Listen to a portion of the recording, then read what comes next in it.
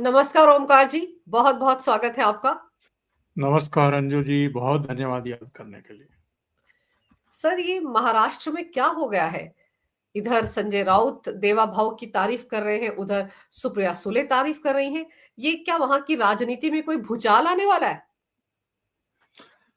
देखिए, निकट भविष्य में महाराष्ट्र में अब कोई चुनाव तो है नहीं, सिवाय लोकल बॉडीज को छोड़ करके और नगर निगम और कुछ नगर परिषदों वगैरह को छोड़ करके कोई बड़े चुनाव नहीं है। लोकसभा चुनाव भी नहीं है, विधानसभा चुनाव भी नहीं है। और जिस तरह के राजनीतिक हालात हैं, सिचुएशंस हैं, उसमें कई थॉट चल रहे हैं, कई चर्चाएं चल रही हैं। और चर्चाएं तब से ज्यादा शुरू हुई हैं जब शरद पवार का 85वां जन्मदिन था और अजित पवार, प्रफुल्ल पटेल और दूसरे इनके संगी साथी सभी सिल्वर ओक गए थे और वहां शरद पवार से आशीर्वाद लिया था पैर छू करके। और इधर अजित पवार की माताजी का भी एक बयान जो है बड़ा वायरल हुआ है, जिसमें वो ये कहती हुई दिखाई दे रही हैं कि मेरी तो इच्छा है कि अजित पवार और शरद जी फिर से एक हो जाएं। अच्छा, संकट ये है सबसे बड़ा शरद पवार के लिए कम से कम हम्म, कि वो ज्यादा देर तक कभी पावर से दूर रहे नहीं हैं। वो कोई ना कोई बहाना तलाश करते रहते हैं। और अगर उनको लगता है कि कोई युति बैठ ही नहीं रही है, कोई जुगत बैठ ही नहीं रही है और हमें विपक्ष में बैठना ही है, तो भी आप याद करिए उस दौर में भी वो प्रधानमंत्री नरेंद्र मोदी से हर 5वें 6ठे महीने मिलने का कोई ना कोई एक बहाना ढूंढ लेते थे। हम्म, यानी 5-6 महीने में वो प्रधानमंत्री से पीएमओ में उनके रेजिडेंस पर कहीं भी मुलाकात करके सुर्खियों में बने रहना चाहते थे और एक संदेश भी देना चाहते थे। संकट दूसरा भी है। संकट ये है कि जितने इनके उद्योग धंधे हैं, जितना इनका व्यवसाय फैला हुआ है पवार फैमिली का, हम्म, अब मोस्टली बिना सरकार के, बिना सरकारी विभागों के, कॉरपोरेशन के वो 2 कदम आगे नहीं बढ़ेंगे। तो इनको कदम कदम पर जो है वो सरकार की मदद की जरूरत चाहिए, उसका समर्थन चाहिए, सहयोग चाहिए, उसका आशीर्वाद चाहिए।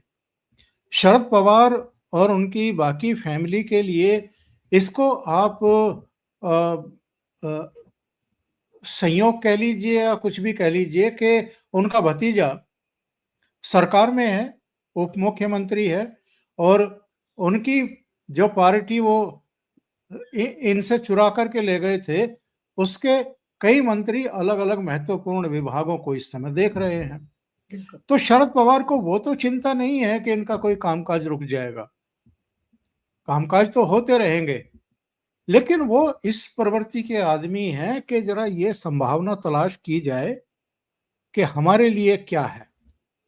अगर हम आ जाएं, शरद पवार अकेले बैठे रहें, उनकी बेटी का उद्धार हो जाए केंद्र में, यहाँ पर कोई कैबिनेट की बर्थ मिल जाए, जो बाकी के लोग हैं उनके लिए कुछ हो जाए, तो फिर बहती हुई गंगा में वो भी हाथ अपना जो है बहा ले। तो इस संभावना में आजकल सब लगे हुए हैं। अच्छा, वही हाल इस समय बची खुची शिवसेना का है। जब लोकसभा चुनाव हुए थे तब तो थोड़ा सा इन्होंने कॉलर खड़े किए थे और शरद पवार की भी भरगुटी तनी हुई थी, गर्दन भी टेढ़ी थी, कॉलर खड़े करके बात करते थे। लेकिन जैसे ही विधानसभा चुनाव हुए और उनका बिस्तर गोल हुआ, वैसे ही इनके दिमाग भी ठीक हो गए। आपको याद होगा नागपुर में जब एक संक्षिप्त सा सेशन बुलाया गया था तो उद्धव ठाकरे और आदित्य ठाकरे बुके शपथ। लेकर के पहुंच गए थे देवेंद्र फडणवीस को बुके देने के लिए। हम्म, और इनके चुनाव के समय के जरा बयान उठा करके देख लीजिए, चाहे नरेंद्र मोदी हो, अमित शाह हो, देवेंद्र फडणवीस हो, किनके खिलाफ इन्होंने क्या नहीं बोला। और इनको तो जब से ये 40 एमएलए एक नाथ शिंदे के नेतृत्व में टूट करके आए थे, तब से गद्दार से कम तो इनको वो कोई उपाधि देते ही नहीं थे। बिल्कुल। तो लेकिन इधर जो संकट है वो सबसे बड़ा संकट आप जानती हैं अंजू जी, वो है बीएमसी। हम्म। बीएमसी इनके लिए खाद पानी का काम करता रहा है और एशिया की सबसे बड़ी नगर निगम है। सर्वाधिक पूरे एशिया में सर्वाधिक बजट इसका होता है। तो इतना बड़ा बजट होता है तो जाहिर है खर्चे भी होते हैं, उसमें टेंडर भी छूटते हैं, उसमें ठेकेदार भी इन्वॉल्व होते हैं, उनमें बहुत सारे काम होते रहते हैं। मुंबई है, नवी मुंबई, तमाम जो है वो सब काम काज हैं। अब उसमें अपार संभावनाएं हैं, असीम संभावनाएं हैं। तो पार्टी को भी पुजापा चढ़ता रहता है और ठेकेदार तो जिस तरीके से ठेके लेते हैं, टेंडर दिए जाते हैं, जिस तरह वो काम करते हैं, वो किसी से कोई दबा छिपाई नहीं है। तो हजारों करोड़ का के वारे न्यारे होते हैं एक तरीके से। जी। तो अब बहुत लंबे समय से वो नगर निगम पर काबिज है, उनका मेयर रहा है उद्धव ठाकरे का। और जो स्थितियां परिस्थितियां हैं, जो पिछला चुनाव हुआ था नगर निगम का, उसमें तो भारतीय जनता पार्टी और शिवसेना के बीच में केवल 2 ही सीटों का तो फर्क रह गया था। जी। तो 80-82 था शायद नंबर। 82-84 का था मामला। फिर भी भारतीय जनता पार्टी ने कह दिया था कि आप ही अपना मेयर बना लो, कोई दिक्कत नहीं है, क्योंकि भारतीय जनता पार्टी का मुख्यमंत्री था। लेकिन अब तो ऐसा नहीं है। अब तो भारतीय जनता पार्टी के पास एक मजबूत आधार है, अपना आधार है। किसी किसी का दिया हुआ गिफ्टेड आधार नहीं है। उन्होंने बिल्कुल। खुद की मेहनत की हुई है मुंबई में। और मुंबई में उद्धव ठाकरे को केवल 10 सीट ही तो मिली हैं और 10 सीटें मुंबई से बाहर से आई हैं। महाराष्ट्र में जो कुल 20 सीटें उनको मिली हैं, उनमें से 10 मुंबई की हैं। तो ताकत उनकी है, लेकिन साथ में एकनाथ शिंदे भी हैं, अजित पवार भी हैं। अजित पवार का तो खैर उतना नहीं है, लेकिन एकनाथ शिंदे का तो है। सर। तो इस लिहाज से वो एक संभावना तलाश कर रहे होंगे कि जो अतीत में हो गया वो हो गया। हम्म। अब अगर ये आखिरी ग्रास भी हाथ से छिन गया तो फिर कहीं के नहीं रहेंगे। पर सर। उद्धव ठाकरे हों या संजय राउत हों, क्या ये बीजेपी नेतृत्व को इतने हल्केपन में ले रहे हैं कि वो अतीत की सारी घटनाओं को, इनकी गाली गलौज को, इनकी भूल नाफरमानियों जाएंगे। को, इनके विश्वासघात को, सबको भूल जाएंगे? ऐसा पर होता नहीं है राजनीति में जैसा ये लोग सोच रहे हैं। पर सर, एक मजेदार बात और बीच में आई थी छन छन कर, हालांकि किसी ने भी उसको मतलब एक तरह से उस पर ठप्पा नहीं लगाया, मोहर नहीं लगाई, कि संजय राउत जी की तो पिटाई हो गई थी मातोश्री में ही, उद्धव ठाकरे के सामने कमरे में धक्का मारकर उनको बंद कर दिया गया था, खबरें आई थी। लेकिन इन खबरों पर ना तो कुछ संजय राउत ने बोला, ना उद्धव ठाकरे ने बोला। पर क्या उसके बाद ही जो सामना में लेख लिखा गया कि गढ़चिरौली का मसीहा है देवा भाव, उन्होंने बड़ा कमाल का काम किया, जैसे वहां पर जो नक्सली थे उनका सरेंडर करवाया, तो अचानक से इतना प्यार क्यों उमड़ आया? कहीं ऐसा तो नहीं कि शरद पवार गुट और उद्धव ठाकरे गुट के बीच में होड़ मच गई है कि कौन देवा भाव के ज्यादा करीब है, ये दिखाया जाए? वो जो आप मातोश्री वाली घटना का जिक्र कर रही हैं, वो एक्चुअल में हुआ क्या था और जो ये खबर इतनी वायरल क्यों हुई और सबने अपने अपने तरीके से फिर संजय राउत की अलग अलग तरीके से पिटाई के सीन क्यों क्रिएट किए? हुआ ये था कि भाऊ तोरसेकर का एक वीडियो आया था और भाऊ ने अपने वीडियो में ये कहा था कि मातोश्री में सीताराम केसरी कांड हो गया है। अच्छा। और उन्होंने ये कहा था कि कॉरपोरेशन के चुनाव की तैयारियों के लिए हम्म। उद्धव ठाकरे और आदित्य ठाकरे ने बैठक बुलाई थी। उसमें मुंबई कॉरपोरेशन बीएमसी से रिलेटेड जितने भी इनके पूर्व पार्षद हैं, पदाधिकारी हैं, नेता हैं, उन सबको भी बुलाया था। संजय राउत भी वहां पर थे। तो उनमें से कुछ लोगों ने ये कहा कि साहब आज पार्टी की जो दुर्दशा है, पार्टी जिस गर्त में पहुंच गई है, इसके लिए संजय राउत की बयानबाजियां जिम्मेदार हैं। ये गैर जिम्मेदाराना तरीके से बयान देते हैं, रोजाना किसी ना किसी पर जो है व्यंग बाण छोड़ते हैं, इससे पार्टी को बड़ा नुकसान हो रहा है। बताते हैं कि साहब संजय राउत इस पर भी भड़क गए उन लोगों पर और वो खड़े हो गए। तो जो भाऊ के वीडियो में था, भाऊ का कहना यह है कि मेरे सूत्र ने मुझे बताया कि उन लोगों ने संजय राउत को पकड़ा और पकड़ करके लगभग घसीटते हुए दूसरे कमरे में ले गए, वहां उनको बंद कर दिया। बस भाऊ के कमरे में, भाऊ के वीडियो में इतना था। बाद में मैंने भाऊ से बात भी की। मैंने कहा भाऊ, ये सब जो चल रहा है आजकल, सब आप ही को प्रत्यक्षदर्शी गवाह बता रहे हैं कि आपकी मौजूदगी में पिटाई हुई है, ऐसा दिखा रहे हैं। उन्होंने कहा कि वास्तविकता ये है कि मैंने केवल एक हेडिंग लगाया कि सीताराम केसरी कांड हो गया। सीताराम केसरी कांड क्या था? जब सोनिया गांधी को अध्यक्ष बनाना था तो सीडब्ल्यूसी की बैठक बुलाई गई थी कांग्रेस मुख्यालय में। सीताराम केसरी रिजाइन करने को तैयार नहीं थे, तो उनको एक टॉयलेट में बंद कर दिया गया ताकि ये सीडब्ल्यूसी की बैठक में पहुंचने ही ना पाए। और जब तक वो बैठक खत्म नहीं हो गई और सोनिया गांधी को प्रेसिडेंट बना नहीं दिया गया, प्रस्ताव पारित नहीं कर दिया गया, तब तक वो टॉयलेट में बंद रहे। तो भाऊ का कहना यह है कि मीटिंग निर्विघ्न शांतिपूर्ण तरीके से संपन्न हो जाए, इसलिए शिवसेना के ही कुछ लोगों ने उठा करके संजय राउत को एक कमरे में बंद कर दिया था। मैंने कहीं अपने वीडियो में नहीं लिखा कि संजय राउत की पिटाई हुई। उसके बाद तो ऐसे ऐसे मीम बने कि कोई जो है उनकी गर्दन यहाँ फंसाए हुए है, कोई पीछे से हिट कर रहा है, और ऐसे ऐसे सीन क्रिएट कर दिए बहुत सारे यूट्यूबर्स ने कि जैसे ये लोग वहीं खड़े होकर के देख रहे थे कि संजय राउत के साथ क्या क्या हुआ। अच्छा, इतना तो हुआ होगा इसलिए कोई बोल नहीं रहा है। बिल्कुल। संजय राउत भी नहीं बोल रहे हैं, उद्धव ठाकरे की तरफ से भी कुछ नहीं आया, या दूसरे भी लोगों ने कुछ नहीं किया। पर और बात सर का बतंगड़ कैसे बनाया जाता है, इस घटना से पता चलता है। और सर उसी घटना के बाद ही तो ये सामना में लेख आया है।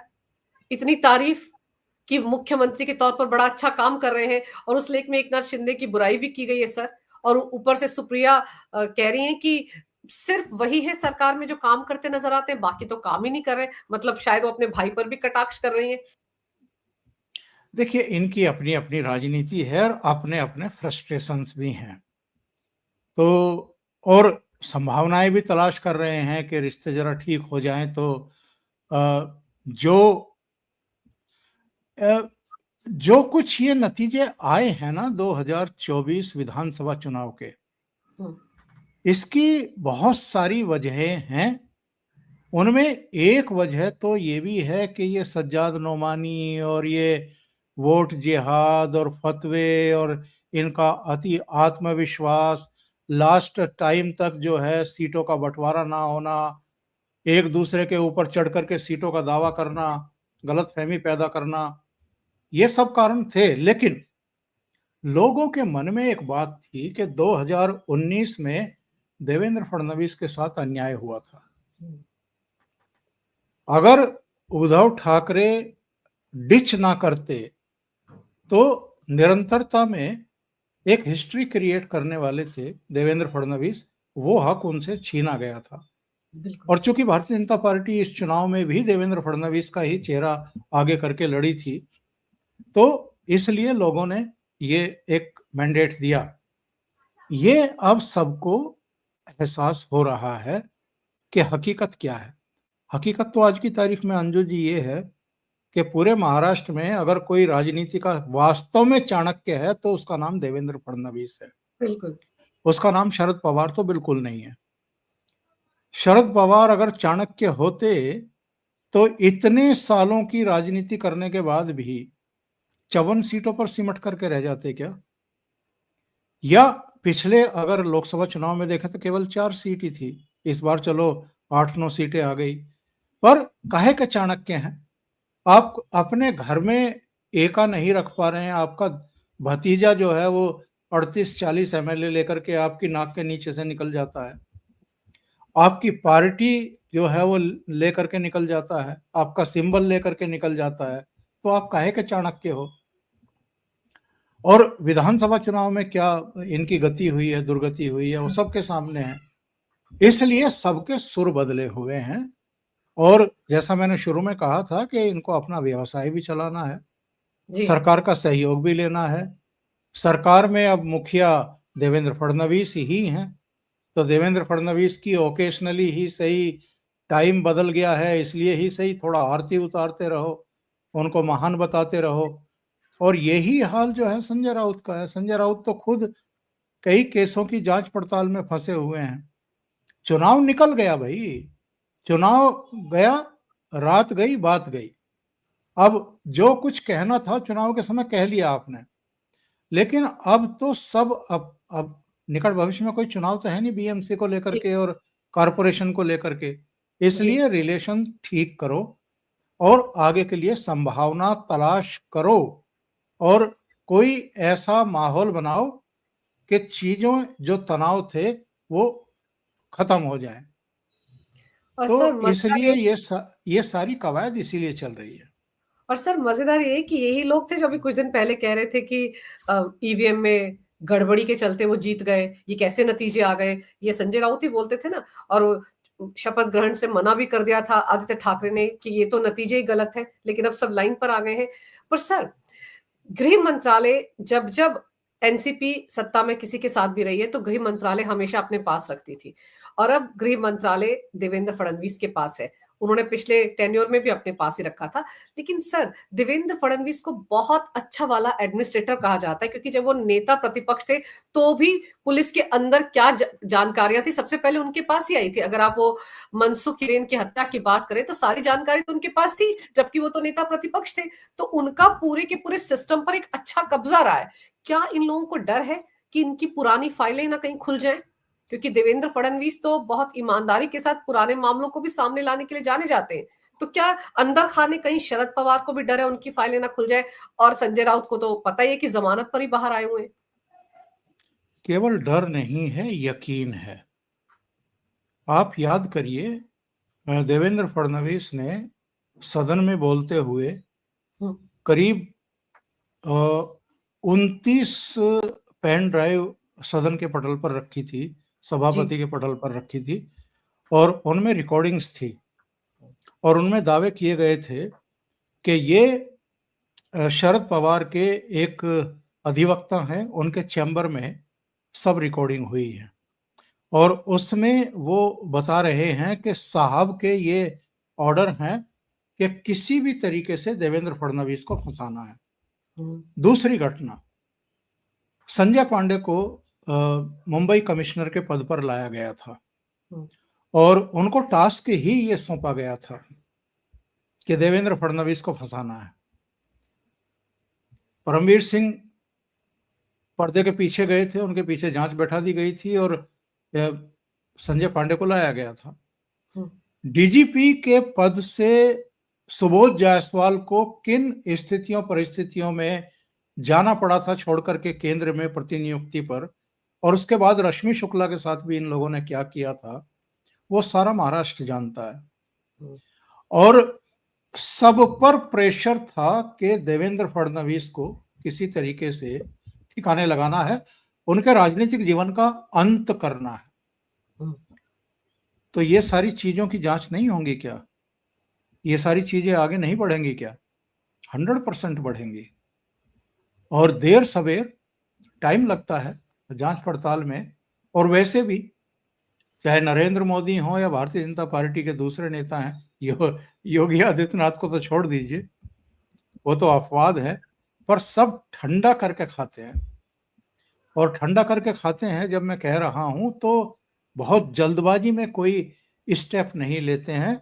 जांच पड़ताल चलती रहती है, इन्वेस्टिगेशन चलती रहती है और उसके बाद पता लगता है कि मामला कोर्ट में पहुंच गया है और कोर्ट ही आदेश दे रही है कि इनके खिलाफ ये कार्रवाई करिए, इनके खिलाफ ये कार्रवाई करिए।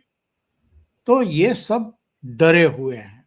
इनको पता है कि इन्होंने क्या क्या पाप कर रखे हैं, इन्होंने पता है कि इन्होंने क्या क्या अतीत में साजिशें रची हुई हैं।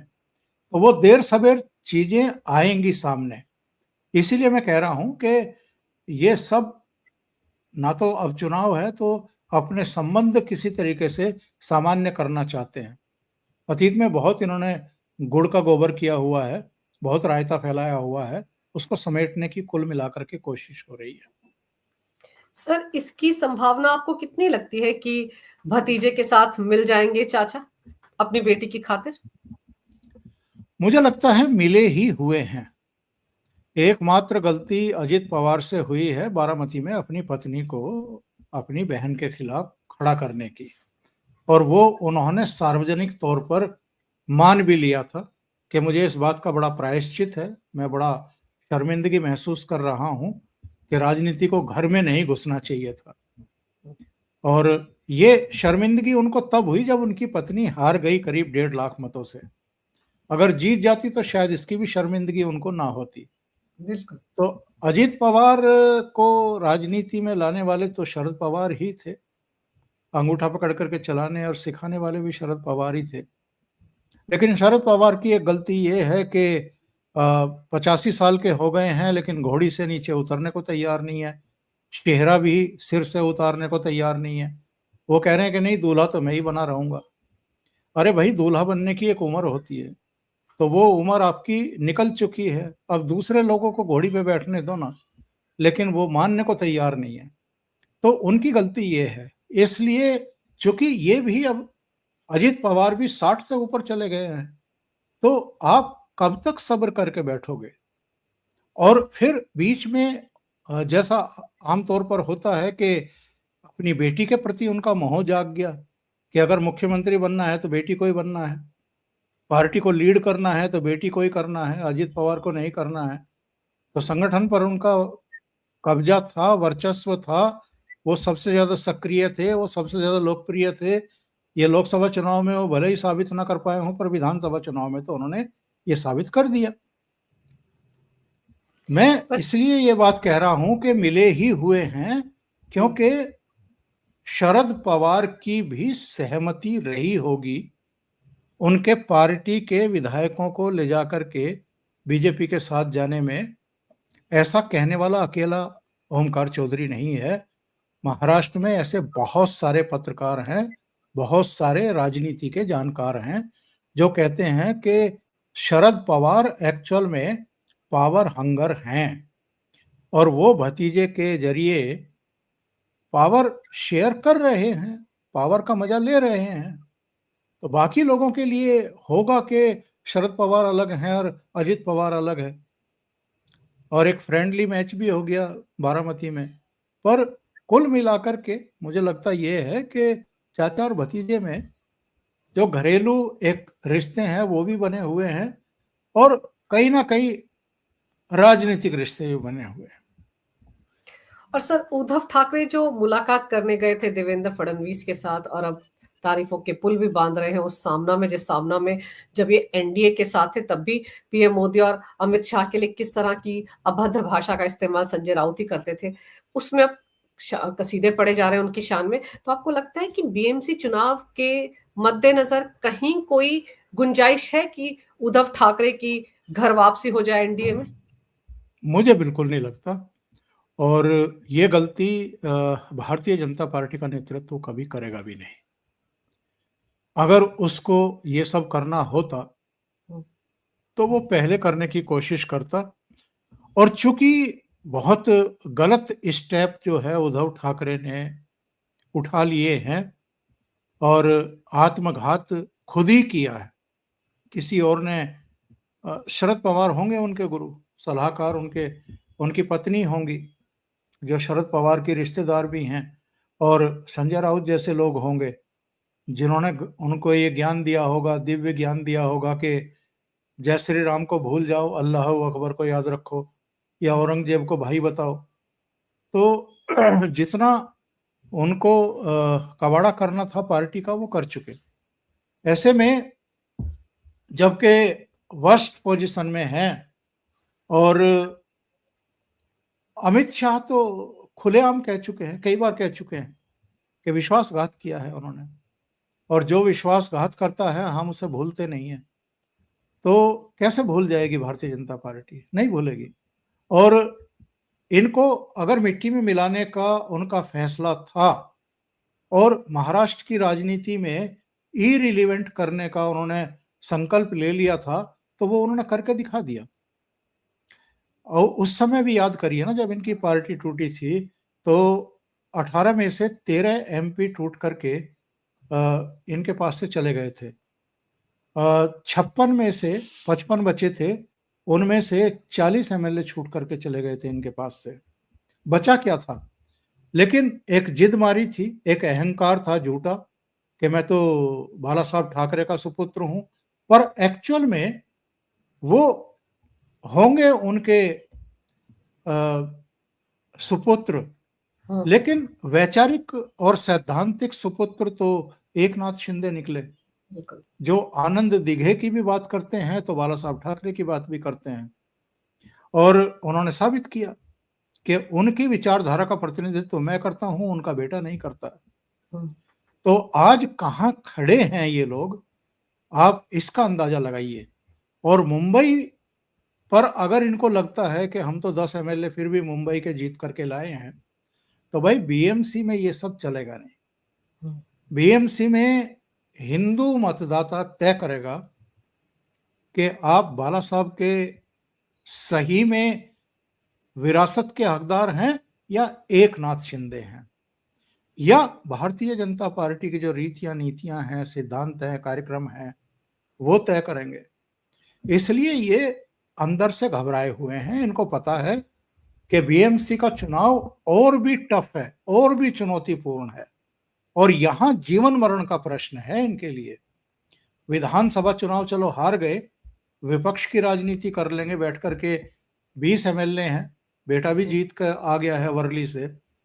लेकिन अगर कारपोरेशन से बाहर हो गए, बीएमसी से बाहर हो गए, तब तो फिर कोई हेवन हार नहीं बचेगा ना। खुराक कहां से मिलेगी, पार्टी कैसे बिल्कुल। चलेगी, जिंदा कैसे रहेंगे, खोके कहां से आएंगे? सर, खो-खो का ही तो सवाल है कि खोखे कहाँ से आएँगे, इसीलिए शायद ये यू टर्न मारा जा रहा है कि देवा भाऊ की तारीफ़ की जा रही है और गढ़चिरौली का मसीहा उनको बताया जा रहा है। अब जनाब बन चुके हैं उद्धव ठाकरे सर, तो ये सारे खामियाज़े तो उनको भुगतने ही पड़ेंगे। लेकिन चलते-चलते मैं ये ज़रूर कहूँगी कि आपने जो शरद पवार के लिए वो जुमला इस्तेमाल किया ना कि वो घोड़ी से ही नीचे नहीं उतर रहे हैं, सेहरा ही नहीं उतार रहे हैं। अब एक उम्र हो गई है भाई, किसी और को घोड़ी पर बैठने दो, वो बड़ा दिलचस्प था। सर आपने समय निकाला, महाराष्ट्र की राजनीति पर तमाम बारीकियाँ मेरे दर्शकों को समझाई। आपका बहुत-बहुत धन्यवाद। जी, नमस्कार। नमस्कार।